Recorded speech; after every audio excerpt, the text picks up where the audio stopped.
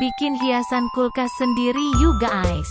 Unboxing dulu guys. Tuangkan bubuk gipsumnya guys. Campurkan air secukupnya guys. Aduk sampai merata guys.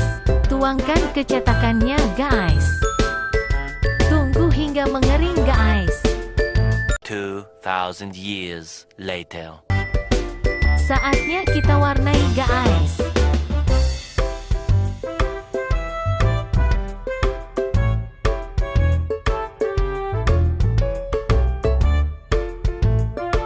Tempelkan magnetnya guys. Saatnya kita tempel di kulkas. Cantik kan guys? Sampai jumpa lagi di next video ya guys.